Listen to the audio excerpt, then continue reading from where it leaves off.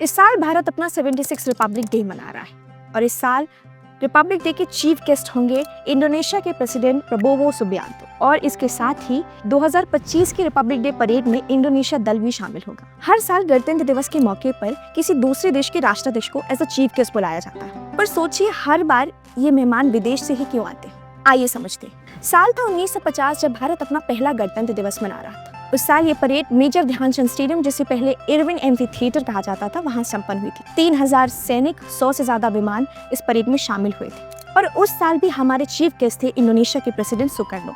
और तब से प्रथा बन गई कि हर साल गणतंत्र दिवस के मौके पर किसी दूसरे देश के राष्ट्राध्यक्ष हमारे चीफ गेस्ट बन के आते हैं। दूसरे देश के राष्ट्राध्यक्ष को बुलाने का एम ये होता है कि उस देश के साथ हम अपनी इंटरनेशनल रिलेशन मजबूत कर सके और दुनिया को अपनी नई पहचान दिखा सके। अब सवाल ये है कि किस देश को बुलाना है, इसका चुनाव कैसे होता है। दरअसल भारत हर साल उस देश को बुलाता है जिससे उसके ट्रेड, डिफेंस और स्ट्रैटेजिक रिलेशन तीनों मजबूत हो सके और ऐसा करने के साथ साथ टूरिज्म को भी बढ़ावा मिलता है। तो अब से जब आप 26 जनवरी के परेड में झांकियां देखें तो समझें कि केवल झांकियां नहीं है, ये इंडिया का डिप्लोमेटिक मास्टर प्लान है to showcase power and value.